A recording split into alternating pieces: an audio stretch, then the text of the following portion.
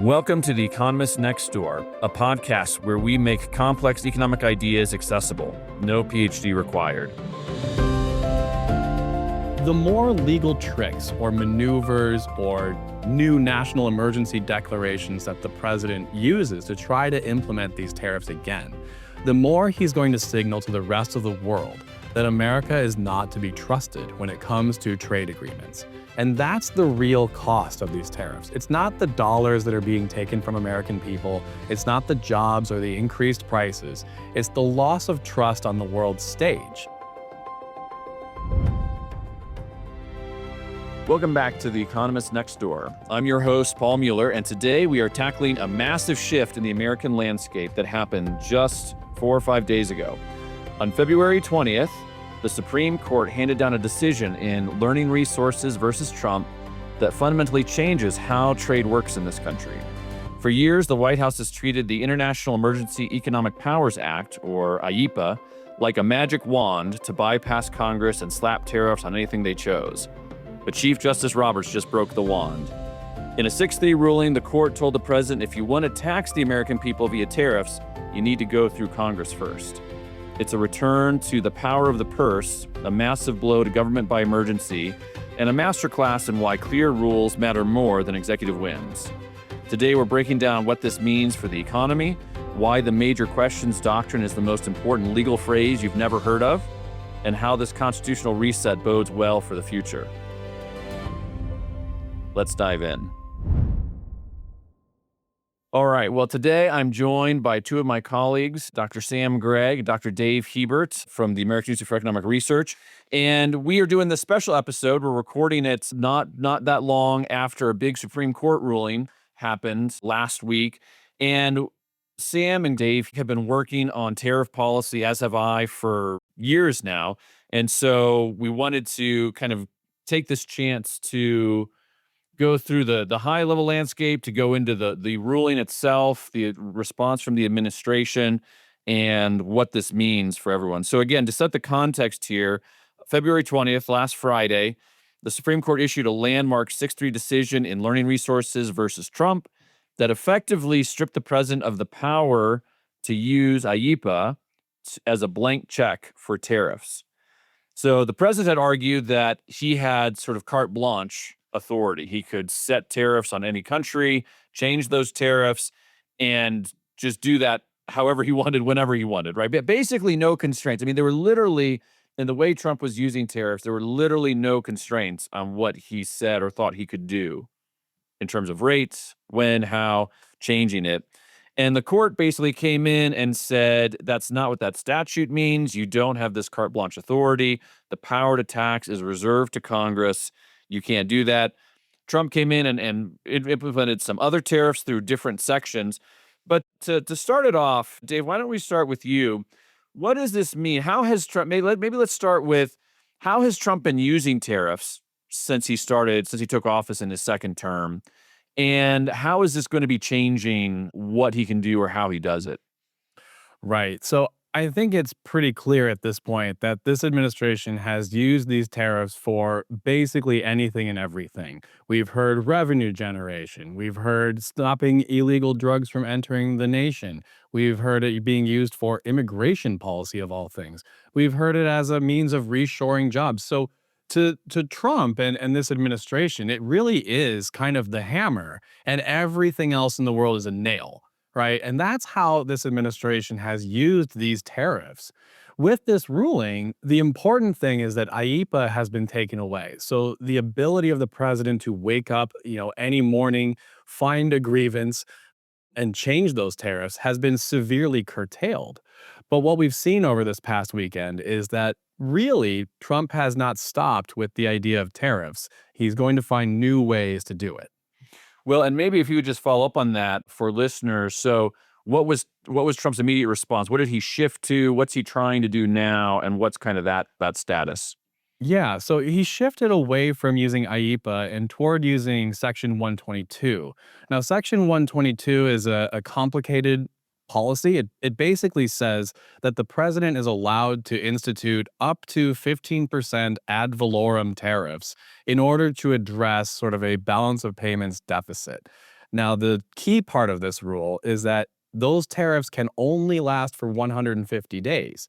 And so after that point, they're gone. Now, it's unclear if the president can just reissue as soon as that 150 days is over, or if this is going to be on top of any existing trade deals that are already in place, or if it's going to be supplanting them. It's really just not clear exactly how this one's going to work.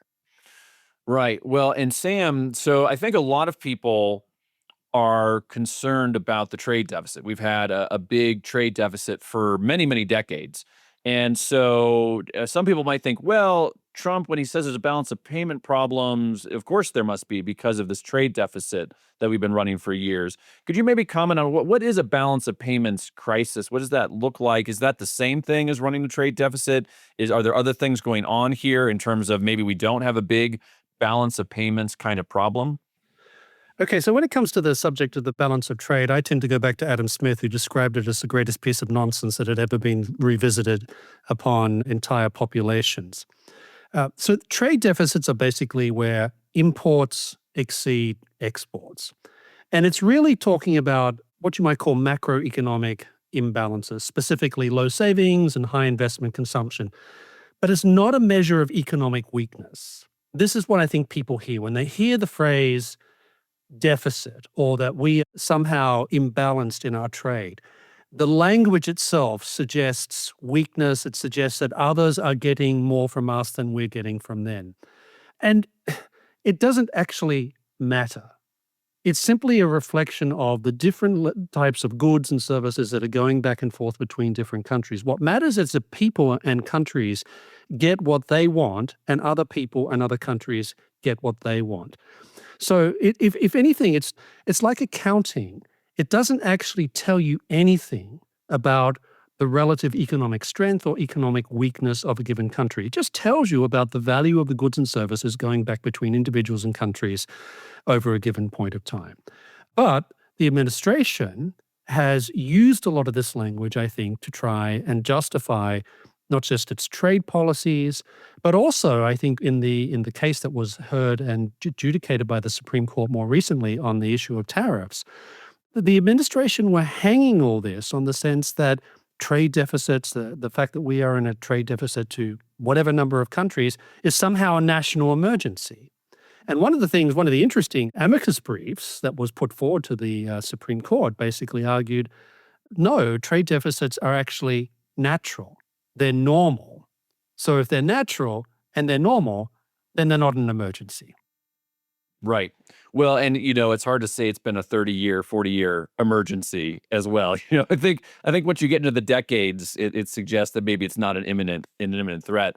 But there's a lot to unpack, Sam, I think, in what you bring up here. And, I think when we think about deficits, people might think about the federal budget deficit, which of course is a big problem and is sort of overspending, indebtedness, where the federal government is spending more than it brings in and borrowing like crazy, and the federal debt is growing and interest on that debt is growing.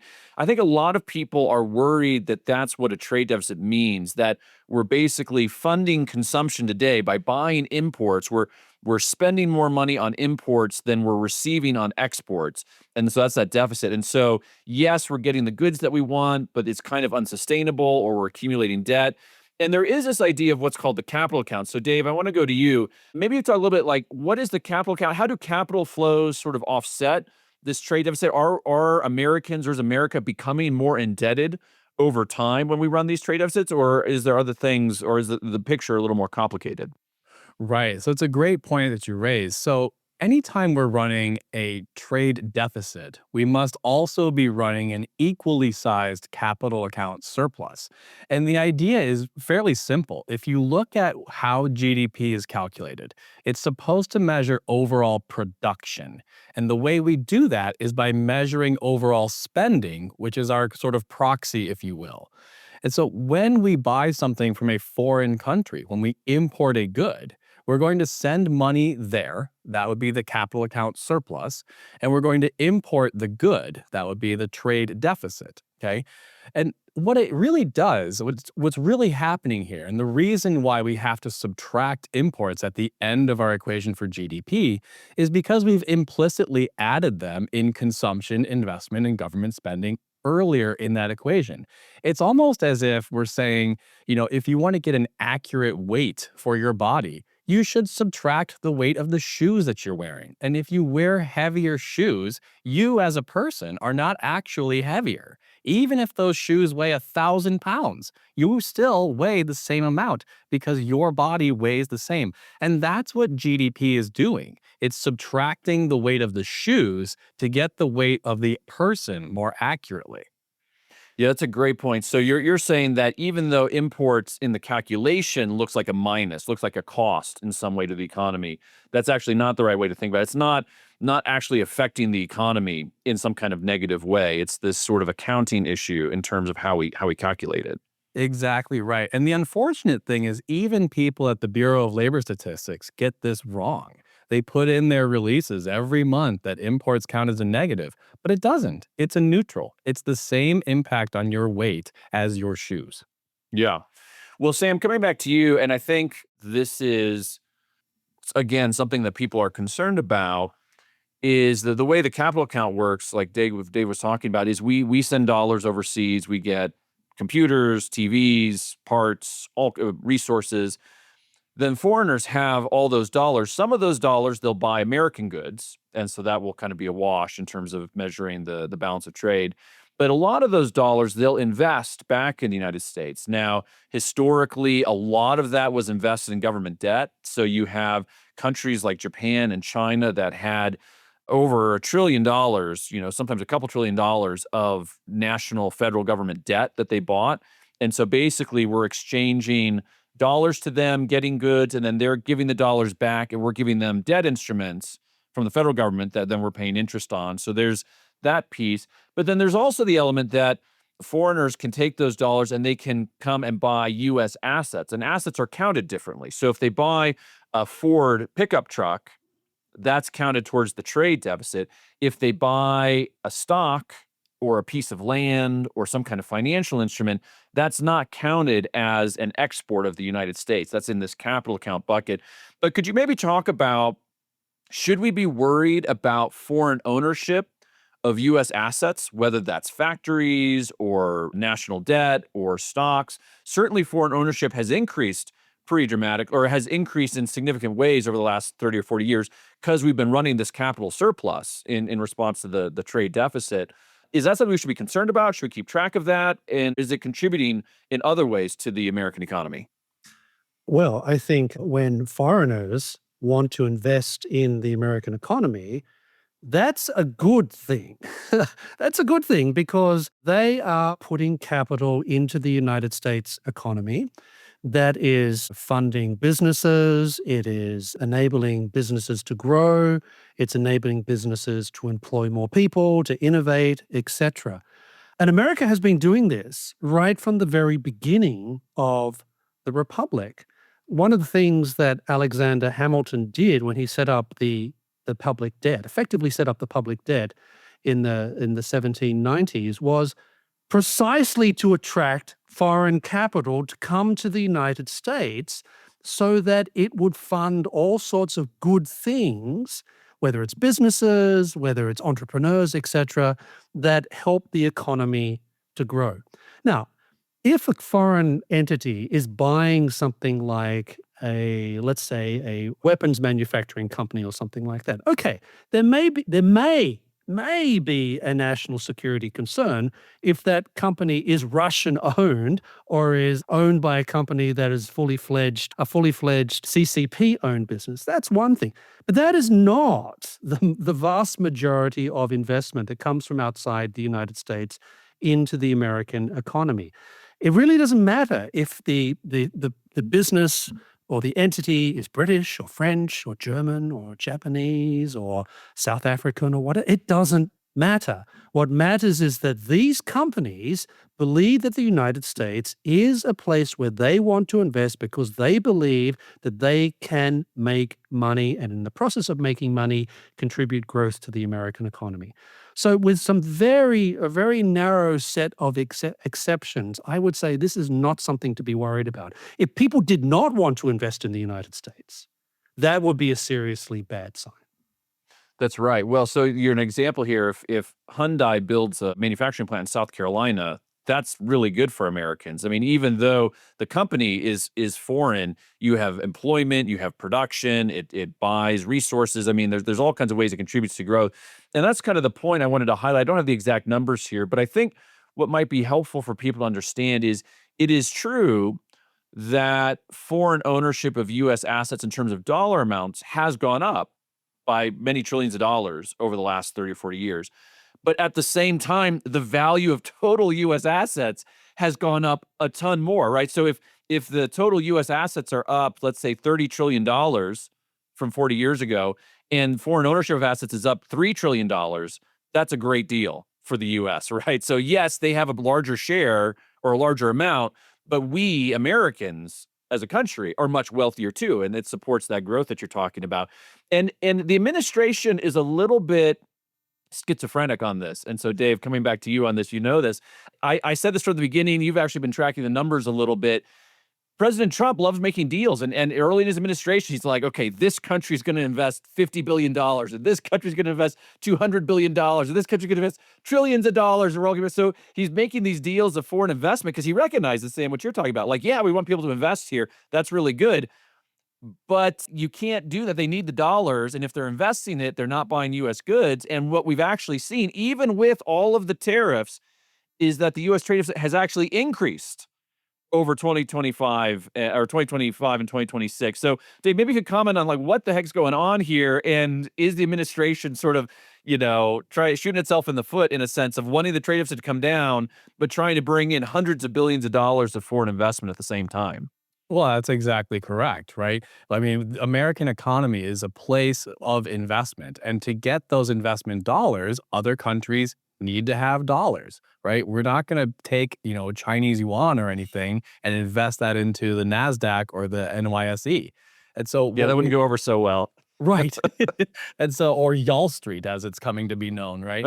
And so, they need the dollars. Well, how do you get dollars? You sell us things because we're the ones that have dollars, right? And so the exact thing that this trade deficit that we're pointing to is having, the effect it's having is to increase foreign investment in the US. Because here's the thing, when other countries have dollars, what are they going to do with them?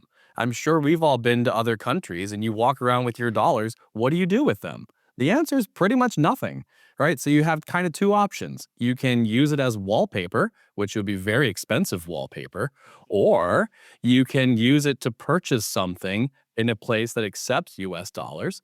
And America is the #1 acceptor of US dollars because it's our currency. So that's exactly what we see happening is as other countries sell us things, they get dollars, and then they use those dollars to invest in the United States. So, long and short of it is we shouldn't really be worried about trade deficits then we should add this caveat that's market driven, right? And so there's an element in which governments can kind of manipulate this, or the creation of lots of government debt, federal debt that has been attracted to foreigners to buy, maybe in some ways has fueled the trade deficit, where they're thinking, do I buy American goods or do I buy this sort of risk-free, stable asset that I can hold?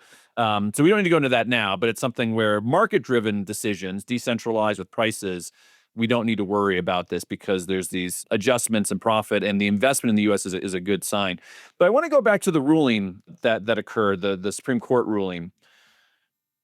It was an interesting case. It was an interesting split. It was split 6-3, and I was a little bit surprised personally. The three justices who dissented were generally what we think of as maybe conservative judges. So you've got Samuel Alito, you've got Justice Clarence Thomas, and then was it Kavanaugh? I think Kavanaugh also dissented. But then you have three justices who were appointed by Republican presidents who concurred with the three justices appointed by Democratic presidents. So let's maybe jump into the ruling a little bit. What were some of the issues at play or some of the arguments that were made either by the majority? Maybe let's start with the majority, what they said, and then we'll kind of maybe talk a little about some of the minority concerns and whether we should be worried about that. So, Sam, do you want to maybe kind of frame up maybe a couple of the legal questions that were at play in the decision that was rendered? Well, I think the most obvious constitutional issue that's lying in the background to this is an issue that has been the subject of much debate in constitutional jurisprudence in the United States for quite some time, and that concerns the extent of executive power. According to the Constitution, only Congress is empowered to levy taxes. And it's always been understood that tariffs are a form of taxes. And this is one of the reasons why for decades, Congress was the body that made decisions about things like tariffs. Now, over time, Congress effectively ceded, and you can argue about the constitutionality of that, a lot of that decision-making power to the executive branch on the basis that it's too difficult to get legislatures to come up with a coherent, sane tariff schedule. So therefore, let's have the executive branch do it, and the executive branch can negotiate directly with other countries, and they don't have to second-guess themselves by going back to the Congress to get approval for whatever the president has agreed with other countries. And one of the things that I think that Justice Gorsuch highlighted in his I think, must-read opinion on this particular subject is that the legislature is there to deliberate, and we can't be in the business of saying things are too hard, that issues like tariffs are just too difficult for legislators to consider, so therefore let's just hand this off to the executive so they can make everything simpler. So that's sort of the two deeper questions. One is the extent of executive power and the fact that the administration and previous administrations have relied upon expansive interpretations of executive power, particularly when it comes to anything ranging from trade policy to national security issues, etc. But it's also about the role of Congress in our constitutional setting. And one of the points that Justice Gorsuch was making is that if we are going to be a republic as envisaged by the founders and as laid out in the Constitution, then Congress needs to start doing its job. And that's, I guess, the even deeper political issue that's lying in the background is that in so many issues, not just tariffs, but lots of other questions, Congress has basically ceded its authority voluntarily, because it lets them off the hook from making difficult decisions, right, to the executive branch and to the administrative state. So what this ruling does is basically say, no, you can't be invoking emergency powers to basically do a runaround Congress when it comes to designing tariff policy. Right. And I think this is where like the major questions doctrine comes in. So people may not have heard of the major questions doctrine, but major questions has sort of been revitalized with a more conservative court that says, Sam, to your point, Congress, you can't just give sort of vague authority to the executive branch. You can't just say, oh, go regulate X and you figure out all the details. Like when it has a major impact on the American people, on their livelihoods, on their freedom, on their ability to trade and exchange, when it has a major impact, that's why I call it major questions, Congress needs to define it, and if they don't define it, the executive doesn't really have authority to do a whole lot until Congress clarifies it. So that was raised by the conservative justices who agreed with this ruling. They said this is a major question. I mean, hundreds of billions of dollars are at play here. International relations are at play here. This is a big deal. Dave, the dissenting views, some of the dissenting views, I think, have to do with whether this is an Article 1 or Article 2 power. So Article 1 is about Congress. Article 2 is about the executive. And in particular, I think Clarence Thomas, in his opinion, argued that, well, tariffs are basically foreign policy. And the president has almost carte blanche when it comes to foreign policy. And therefore, he can use this statute to do whatever he wants. And that's a little bit surprising to me. I mean, what do you make of that? Am I interpreting that right? And how is that used in general about foreign policy, saying tariffs are foreign policy as opposed to domestic policy? Right. So this is really gets at the heart of matter of whether tariffs are an Article 1 or an Article 2 power. Now let's set aside the fact that tariff is mentioned in Article 1. Let's just set that one aside and debate this one, right? So the idea is that a tariff is a foreign-facing tax. At least the legal incidence is supposed to be a foreign-facing tax, right? The economic one, as it turns out, is almost entirely borne by us. But let's set that aside. So, because it's a foreign policy, if you will, there is an argument that it could be considered part of Article 2. But it's also a tax, and we know that Article 1 is the taxing power, right? That's Congress. So there's always been this interesting interplay about whether a tariff is a foreign policy or if it's a tax. And what this court decision is saying effectively is that no, it's a tax. It's not different just in a matter of degree from, an outright ban or anything of that sort. It's different in kind. And that's where, Clarence Thomas comes in and says, no, this is a foreign policy and therefore belongs with the president. Now, it's a I will say it's a logical interpretation. It's not one that I personally subscribe to because the definition of a tariff is a tax on imports. And so to me, that places it squarely in Article 1. But I can see where, Justice Thomas is coming from. I just happen to disagree with him. Another thing to add there is, of course, is that Thomas points to a sort of precedence that these powers have been used in the past by presidents. We should be more deferential towards precedent in this regard. And of course, the other three conservative justices and the three liberal justices said, no, no, a lot of bad things have become precedent, and that doesn't mean we should uphold them. But it's also the argument the broader argument that foreign policy is just exclusively the domain of the executive.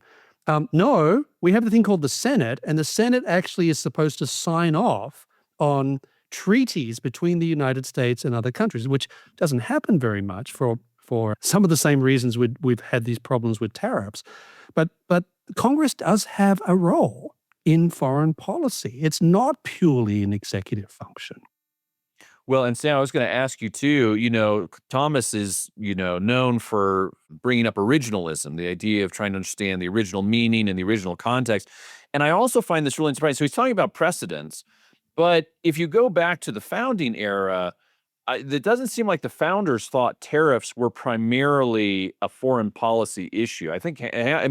They recognized there were elements there, but Sam, maybe you can talk about just how important tariffs were in the colonial period and the founding period. This was a big deal, both when it came to the revolution itself and then to the powers of Articles of Confederation and Congress. So maybe you can talk about how is it that tariffs are not just a foreign facing, okay, where do we build an army base or where do we, do it? Well, why is it actually very significant from a domestic standpoint? Well, it's very significant from a domestic point because as Dave has said, it's American consumers who end up paying the costs of tariffs.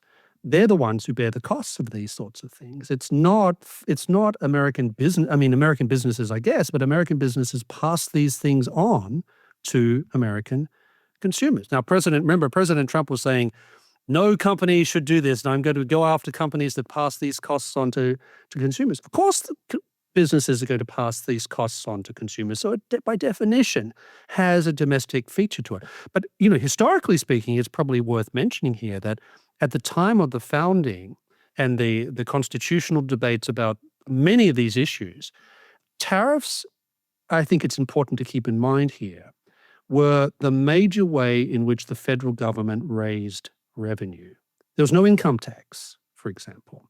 There was no capital gains tax. Tariffs were how governments raised revenue. And that was widely understood at the time. So, and if there's anything that's a domestic policy issue, it's revenue raising for the government so that the government can fulfill certain purposes. So the more you look into the history of tariffs in the United States, whether it's in terms of how the economics of tariffs or the way that tariffs were certainly understood as a form of taxation by the federal government, so it had revenue, these are clearly domestic issues They are not purely foreign policy, foreign-facing questions. That's right. And by press, I mean, it's hard to imagine like a John Adams or Andrew Jackson, these guys just setting tariffs. I mean, that would have been, Congress would have lost its mind if they had just sort Right. of like, yeah, we're going to do this. Um, but so let's bring it back to where we are today in terms of the U.S. economy. So, Dave, as you mentioned, President Trump has implemented this 10% and then 15% ad valorem tax that has this 150-day window. It's based on this balance of trades, emergency language. Do you have thoughts about, will this be challenged in court? What might the effects be? You said we don't know if they're going to try to renew it at the end of 150 days. What's your sense of what does this maybe mean for how the Trump administration thinks about tariffs or tries to implement tariffs going forward? Right. So the letter of the law says that it's a balance of payments, deficit essentially, that triggers the eligibility of Section 122. Here's kind of the weird thing, and not really a quirk, it's a definitional issue. The balance of payments is by definition always zero. It's the sum of the trade deficit and the current account, right? And so when you have those things, when you add those together, you're always going to get zero. Now, that's not true in a fixed exchanged world, which is a bit nuanced, a technical point.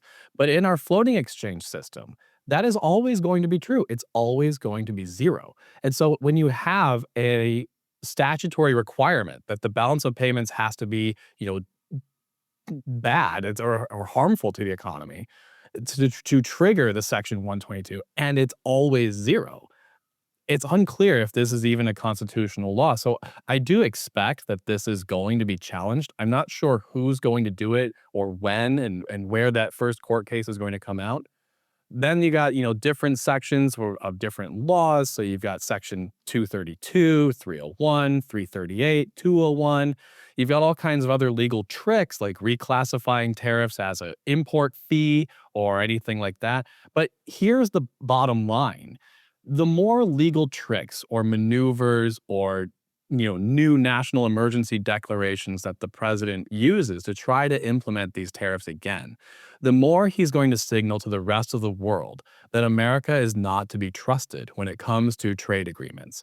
And that's the real cost of these tariffs. It's not the dollars that are being taken from American people. It's not the jobs or the increased prices. It's the loss of trust on the world stage. And that is going to really harm America's standing going forward, even if the next administration apologizes for what we've been doing.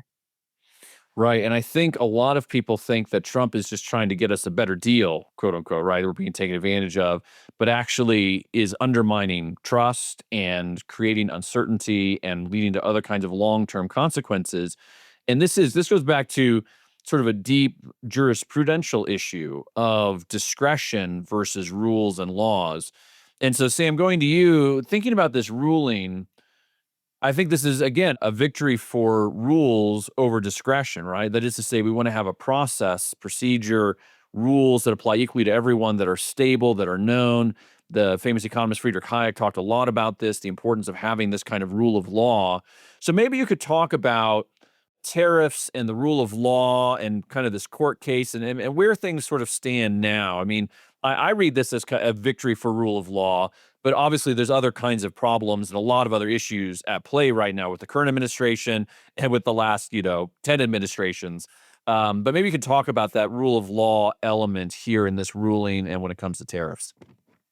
Well, one of the features of rule of law is that it is distinct from the rule of men.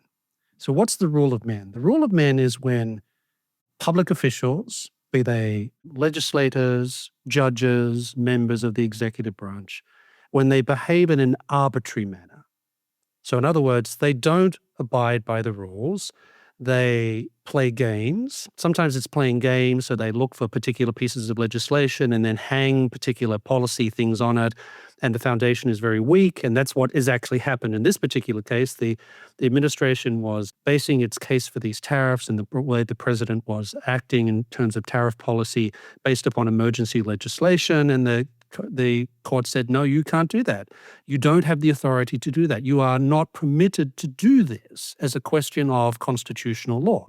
So I think that's right. It's a victory for the rule of law. And it also illustrates that the way that this administration, but also previous administrations of both sides of politics, have treated trade policy, it's been operating in a very arbitrary fashion, literally depending upon the whim of the president or whoever happens to have the president's ear at a particular point in time when it comes to the conduct of trade policy.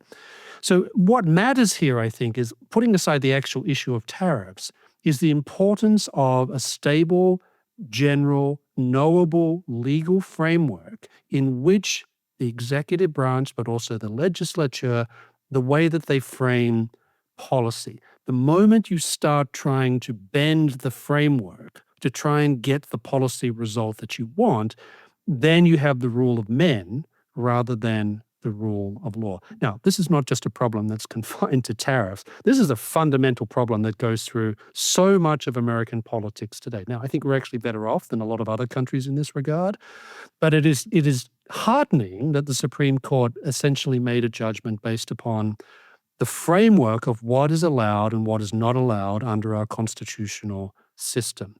Now, whether the administration, this administration or future administrations or members of Congress and senators will take the lesson and run with it, or whether they actually try and find other ways of trying to game the system is a different question. My guess is they'll go for the latter. So I suspect, I think, as you mentioned, Paul, at some point, whatever the administration does in this regard is going to be challenged. It will take a long time for these things to go through the courts, and we may end up getting more reversals.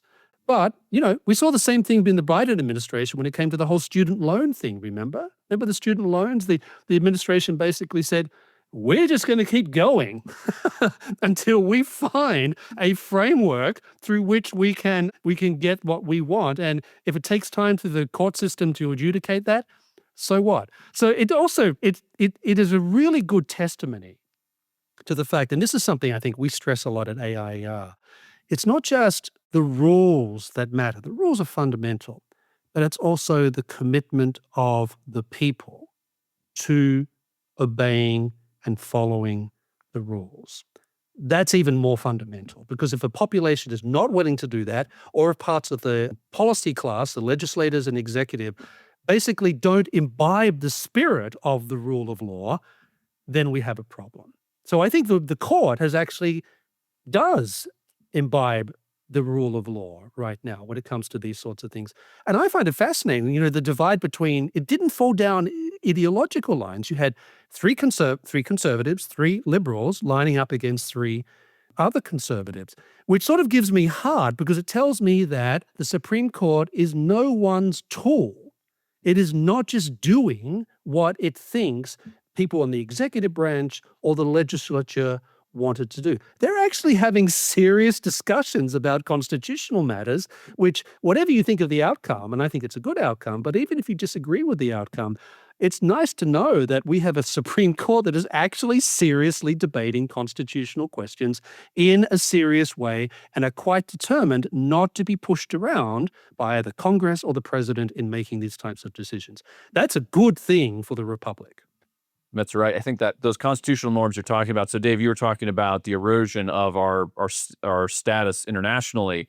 There's also this erosion of constitutional norms domestically that we should be concerned about not giving up, even in the pursuit of various kinds of policy goals that we might agree with. So, I know we definitely don't have time to go into all this in as much detail as we could or I would like to, but we should really address what is good trade policy, right? So, Dave, should we have zero tariffs, or is there maybe a right way to do tariffs if we're going to have tariffs? And so let's start there in terms of what you think, and then we'll go into some objections that I think people or concerns people have about a more free trade oriented policy.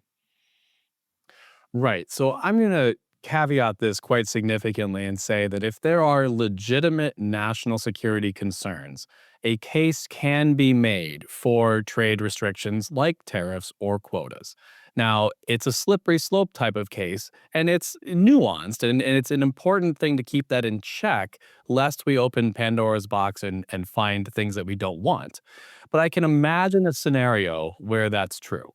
So I think that's right, but I wonder if we could maybe narrow that a little bit. So in my mind, I'm not sure I could see even an edge case where tariffs promote national security. Now, maybe flat out prohibitions, right? Not allowing the export of missiles, for example. Like I can see kind of flat out prohibitions or restrictions on defense production, but I'm not sure like tariffs or quotas. I'm not really sure I would buy that even on anything, whether steel or aluminum. But maybe you can make, I mean, other people will make that case, but I wonder if you differentiate between like military kind of technology and weaponry versus, well, we don't have enough, clothespins in case we need to dry our clothes or something like that. Right. So I would distinguish between those two. And here's what I really think actually matters vis-a-vis national defense. It doesn't matter so much that we produce it ourselves. It matters that we have a consistent and predictable access to the goods that we need. In much the same way that I don't grow food in my backyard, not because I can't, but because I know that I have access to several grocery stores, right? And so even though providing food for my family is of the utmost importance to me, I'm not going to grow my own food and do things independently. I'm going to depend on others because I know I can count on them.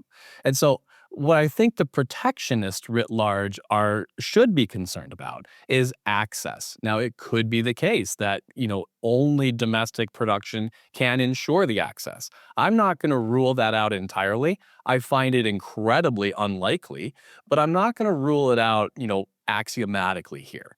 And so what I would suggest is a tariff barrier or a tariff policy of zero tariffs across the board. The reality is the American worker doesn't need the protection from foreign countries. The real thing is the rest of the world actually needs protection from the incredible productivity that is the American economy. If anyone needs protection, it's them, not us. So lower those barriers. Let us compete with other countries because here's the thing, we're almost certainly going to win. There you go. It's a pro America, America first policy if ever I heard one. Sam, maybe you could jump into on this. I think, there's this narrative that instead of dying, it just gets stronger and stronger over time. That, I mean, you saw it in Marco Rubio's speech to Europe a couple weeks ago, an otherwise great speech where he's like, yeah, we're not going to let our industries be hollowed out by free trade anymore. So maybe you could comment on why do we see some declines in some parts of the Midwest, some kinds of manufacturing, right? Is this because we have this free trade policy Dave's talking about, or are there probably a lot of other reasons why Detroit is no longer a big manufacturing hub, or why, we don't have the same kind of steel or production? So people think, okay, we see some diminishment of certain kinds of manufacturing, we see some displacement of workers, we see certain kinds of problems, and they often tend to be related to trade in the sense of foreigners were doing those things better. But to Dave's point, I think that's maybe because a lot of American companies were sort of fighting with a hand behind their back when it came to their labor policy, their sourcing policy, what they can go after. So maybe you could talk about whether trade is something we should be concerned about, being open to trade in terms of hollowing out American manufacturing, or if we should go look elsewhere for problems in manufacturing. Well, the first thing I'd say is that we don't have hollowed out manufacturing in America. We have not deindustrialized. What's happened to manufacturing, which is where so many of these discussions come back, right? It's like China and manufacturing are the two things that keep coming up in any discussion about trade policy today. But when it comes to manufacturing, what has been the biggest change is technology. Technology, the fact that we are so far in front of the rest of the world when it comes to technological development, that's a good thing. That's a good thing. It's made us productive. This is where our comparative advantage lies. We're really good at making high-tech manufacturing and exporting it to other countries. It creates American jobs. It's just very, very good for the American economy. We're still one of the top 3 manufacturing countries in the world. We have not, I can't say this enough, we have not deindustrialized. What's happened is that the nature of manufacturing has changed, and it's changed in good ways because it reflects our comparative advantage. It reflects technological change, etc. So that's the first thing. The second thing is that, yes, there are parts of the country in which we've seen cities, regions which had once large manufacturing sectors. Michigan would be a good example. Pennsylvania would be an example where things have changed and where we've seen job certain types of jobs go away and have been replaced by other types of jobs, albeit not as many jobs as existed before. That's partly because of technology. But also, I don't think we can discount what you mentioned, this hand tied behind our back. There's really very good evidence showing things like if you're trying to understand why car manufacturing is not doing so well in, say, places like Michigan, Detroit, you mentioned Detroit, and why it's flourishing in the southern states, Arkansas, Alabama, etc. What's the big difference? The big difference is unions, the power of unions, the power that unions exerted in the manufacturing sector, with, I would add, a lot of complacency by management who just went along with all this and who wouldn't challenge what they knew to be the damaging effects of this monopoly of unions upon effectively the nature of a lot of the work that was being done, the slowness in adapting to competition from abroad, etc. I don't think you can underestimate the damage that unions and restrictions on the labor market have done to manufacturing. And we can see it in our own country. It's flourishing in southern states because they don't have big unions. These are often right-to-work states as well. And guess what? Whenever unions go down to the southern states and they try to unionize the workforces, what's fascinating is that the workers reject this. They don't want unions because they look at places, the traditional Rust Belt states, and they say, that is not what we want. We know what happened. We know unions were part of this. So I think when we talk about many of these questions, rather than worrying about what other countries are doing, the fact that they're working, they're doing different things, they're finding their own comparative advantage, we shouldn't be worrying about that. We should be worrying about the bad policies that we have domestically that undermine our ability to compete in the global economy. Dave's right. We have nothing to fear from the global economy. If American workers and American entrepreneurs are allowed to be free and can operate within the type of rule of law framework that we talk about all the time at AIER, we're unbeatable. That's right. I mean, it's ironic. I mean, we believe in America more than the NatCons believe in America in a lot of ways, in the American economy. Yeah, no, I think that's exactly right. We actually have, those of us who believe in markets, I think generally speaking, we are much more optimistic about America and have much more faith in ordinary Americans than those on the other side of the debate who I think have a very pessimistic view of Americans and a very negative view of the American body politic. We're the optimists. That's right. Well, let me give you a quick statistic here on this. So everyone says that China is this manufacturing superpower, right? They produce somewhere between 60% and 100% more output than we do. But they use 212 million workers in manufacturing to do so. The US, by comparison, we only have 12.7 million workers. In other words, China uses 16 times as many people to produce only 60%, maybe twice as much stuff as we do. That's incredible. That's a sign of how amazing the American worker actually is. That's right, that productivity. Well, and you know, Sam, when you were talking, something I hadn't really connected before, but I think is maybe relevant to this conversation, why this narrative continues to exist, is because many fewer people are in manufacturing than used to be. So you could have had people argue in the 1950s, 60s, 70s, or today, man, we used to be an agricultural nation and now we're not an agricultural nation. And that would be true in the sense of, yeah, like half of people lived and worked on farms in 1900 and today it's, 2%. But it would be wrong and say we're producing less food. We're producing far more food than we ever have throughout history. So it'd be weird to say, yeah, we're not an agricultural nation anymore. Most people don't work in agriculture. They're not very exposed to agriculture.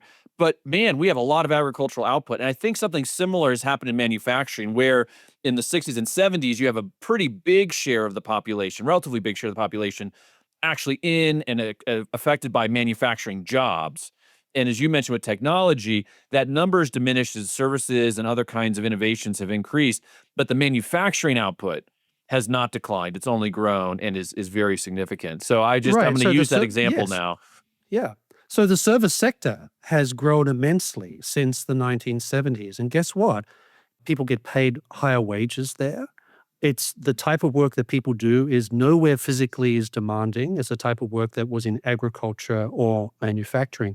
This is the direction you want an economy to grow. And the good news is that it doesn't mean that this has been at the expense of manufacturing productivity. Manufacturing productivity has also grown immensely over this same period of time, as the rest of the other sectors of the economy have also been growing in terms of productivity, and particularly in the services, in terms of jobs and employment. So it's a very, when you look at it this way, it's a very positive story that I think those of us who believe in markets are incumbent upon. It's incumbent upon us to explain this in ways so that we can combat this sort of doom and gloom, very negative, pessimistic view of the economy, and even more importantly, of Americans, that we're hearing from economic nationalists on the right and on the left today.